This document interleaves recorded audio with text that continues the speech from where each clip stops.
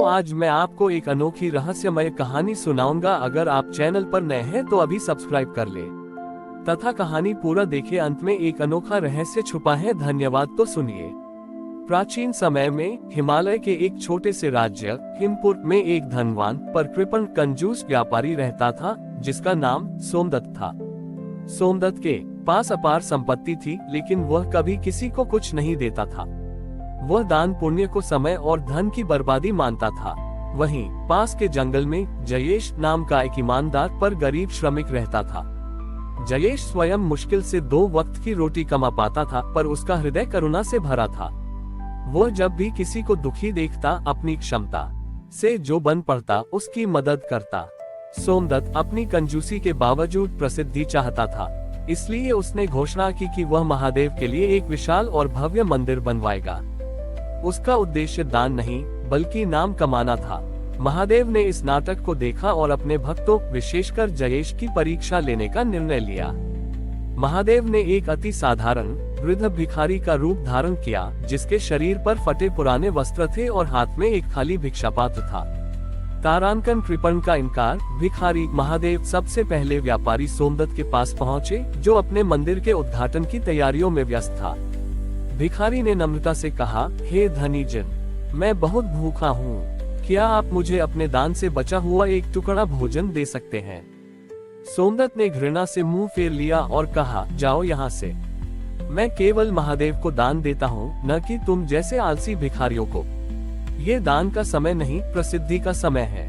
तारांकन गरीब का दान। निराशा होकर भिखारी जयेश की झोपड़ी की ओर चला गया। जयेश उस दिन अपनी इकलौती बेटी के लिए मुश्किल से एक रोटी और कुछ साधारण सब्जी बना पाया था। जब जयेश ने उस भूखे भिखारी को देखा तो उसका हृदय द्रवित हो गया। उसने बिना किसी संकोच के अपनी और अपनी बेटी के लिए बनाई हुई वह आधी रोटी और आधी सब्जी भिखारी को दे दी। जयेश ने नम्रता से कहा, बाबा, मेरे पास यही है, आप इसे ग्रहण करें। महादेव की कृपा आप पर बनी रहे। भिखारी ने उस आधी रोटी को आनंद पूर्वक खाया और जयेश को आशीर्वाद देकर चला गया। अगले दिन सोमदत्त के भव्य मंदिर का उद्घाटन था। हजारों लोग एकत्र हुए। सोमदत्त मंच पर खड़ा होकर अपनी महानता की घोषणा करने वाला था। जैसे ही सोमदत्त ने बोलना शुरू किया, आकाश में बिजली कड़की और मंदिर के शीर्ष पर, जहां सोमदत्त का नाम लिखा था, एक विशाल दरार पड़ गई। तभी वहां महादेव अपने वास्तविक स्वरूप में प्रकट हुए। उनके गले में सर्प और जटाओं में गंगा बह रही थी। महादेव ने गर्जना की, सोमदत्त, तुमने मेरी पूजा के नाम पर धन का प्रदर्शन किया, पर हृदय में दरिद्रता रखी। तुम्हारा ये भव्य दान मेरे लिए अदृश्य है, क्योंकि इसमें प्रेम नहीं है। तुम दान तो देते हो, पर केवल प्रसिद्धि के लिए। फिर महादेव जयेश की ओर मुड़े, जो भीड़ में खड़ा डर रहा था। महादेव ने जयेश को अपने पास बुलाया और कहा, जयेश, तुम्हारा दान छोटा था, मात्र आधी रोटी, पर वह प्रेम और करुणा से भरा था। तुम्हारा दान मेरे लिए सबसे बड़ा और पवित्र है, क्योंकि यह तुम्हारी सबसे कीमती वस्तु थी। तुम्हारा अदृश्य दान मेरे हृदय में अंकित है। महादेव ने सोमदत्त के मंदिर से अपनी शक्ति वापस ले ली और घोषणा की कि जयेश की झोपड़ी ही आज से उनका सच्चा निवास होगी। महादेव ने जयेश और उसके परिवार को समृद्धि और ज्ञान का आशीर्वाद दिया। सोमदत्त को अपनी गलती का एहसास हुआ। उसने समझा कि सच्चा दान वही है जो बिना किसी दिखावे या स्वार्थ के करुणा के साथ किया जाता है। निष्कर्ष, ये कहानी बताती है कि महादेव भोलेनाथ होने के कारण भक्तों के दिखावे पर ध्यान नहीं देते।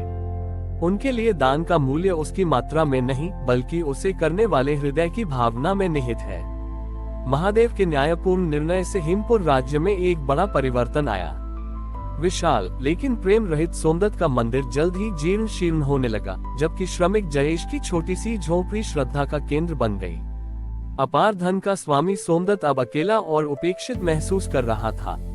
उसका अहंकार चूर हो चुका था। वह रात दिन अपने बर्बाद हुए मंदिर को देखता और अपनी कंजूसी पर रोता।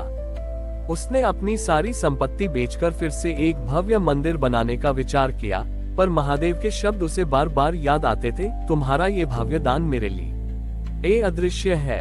हार मानकर सोमदत्त उसी नदी किनारे गया जहां जयेश रहता था। उसने जयेश की झोपड़ी, जो अब भक्ति का केंद्र थी, से थोड़ी दूरी पर एक कोने में बैठकर मिट्टी के छोटे छोटे टीले बनाने शुरू कर दिए। वह अब मंदिर नहीं बल्कि अपने हृदय को पुनर्निर्मित करने का प्रयास कर रहा था। जयेश, जो अब महादेव की कृपा से समृद्ध था, ने सोमदत्त को उदास और मिट्टी के टीले बनाते देखा। जयेश का हृदय करुणा से भर गया।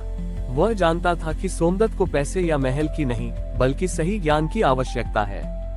जयेश सोमदत्त के पास गया और नम्रता से पूछा, हे सोमदत्त जी, आप इतना बड़ा टीला क्यों बना रहे हैं? सोमदत्त ने आंसू पोंछते हुए कहा, जयेश, मैं एक और मंदिर बनाना चाहता हूँ। शायद इस बार महादेव मेरा दान स्वीकार कर ले।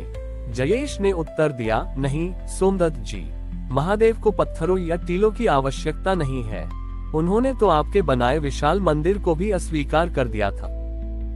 अब आप टीला बनाना बंद करें और एक नया काम शुरू करें। जयेश ने सोमदत्त को अपनी सारी संपत्ति का एक छोटा सा हिस्सा लेने और गांव के सबसे जरूरतमंद लोगों के लिए भोजन और वस्त्र की व्यवस्था करने का सुझाव दिया।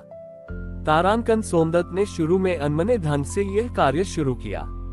तारांकन वह स्वयं भोजन बांटता पर लोगों से कोई प्रशंसा नहीं चाहता था। तारांकन धीरे धीरे जब उसने भूखे को भोजन खिलाया और निर्वस्त्र को कपड़ा दिया तो पहली बार उसे हृदय में एक अजीब सी शांति महसूस हुई। ये शांति उस प्रशंसा से कहीं अधिक थी जिसकी लालसा उसे पहले थी। जब सोमदत्त ने अंतिम जरूरतमंद व्यक्ति को दान दिया तो उसने महसूस किया कि उसका हृदय हल्का हो गया है।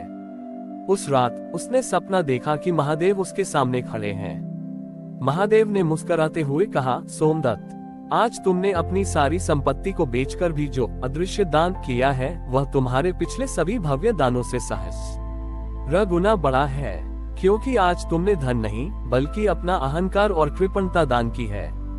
अब तुम्हारा हृदय ही मेरा सच्चा निवास है।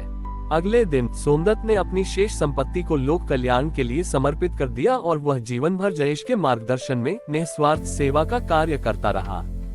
व्यापारी सोमदत्त की कहानी सिखाती है कि भौतिक धन का दान करना सरल है, लेकिन स्वार्थ और अहंकार का दान करना कठिन है। महादेव उस दान को स्वीकार करते हैं जो प्रेम और करुणा की भावना से होता है, भले ही वह मात्र आधी रोटी क्यों न हो। हमारी और भी आध्यात्मिक एवं अनोखी कहानियाँ देखने के लिए हमारे चैनल पर जाएं तथा धार्मिक एवं पौराणिक अनोखी कहानियाँ हमारे चैनल पर है। कृपया जाके देखें तथा हमारे चैनल को सब्सक्राइब करके रखें और वीडियो लाइक जरूर करें। धन्यवाद।